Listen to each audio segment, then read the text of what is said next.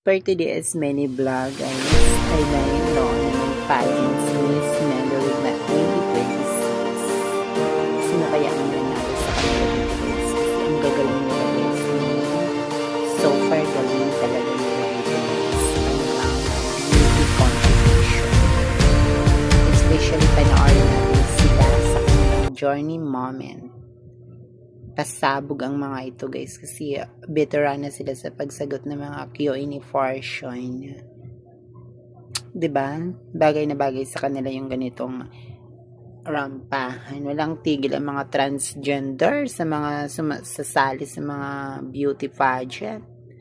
Eventually, ang iba dito guys ay bihasa na sa pagsagot ng Q&A portion.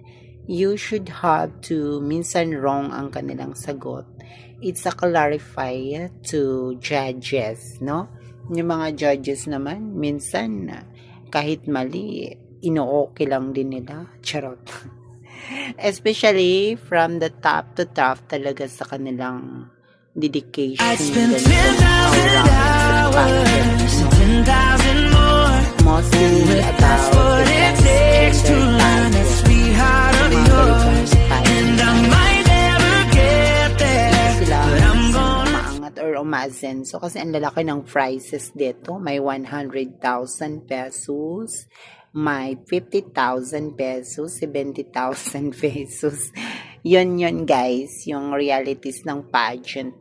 Kaya sumasali ang mga transgender equalification dito. Actually, the verify lang no kasi ang mga transgender ay nagkakaroon sila ng magandang advokasya sa ating lipunan. Beside dahin, charot. Especially ito yung pinaka the best na labanan nila no. Mayroon ditong beauty pageant. Pag sinabing beauty pageant, dapat ang kinukuha nila dito is magaganda talaga siya. Yung panglaban sa Miss International Queen. Yun guys.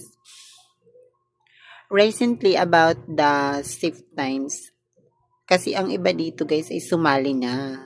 Sumali na sila sa pageant pero I think it's first runner-up, then third runner-up, then first, third or ganon. Ang iba naman ay ligwak sila, hindi sila nanalo. Hindi sila nasabihan sa top 5. Kasi top 5 lang naman ang kinukuha dito eh. Fourth runner-up, tapos third runner-up, second runner-up, tapos yung title. Yun lang ang kinukuha dito sa Men's Mandarin.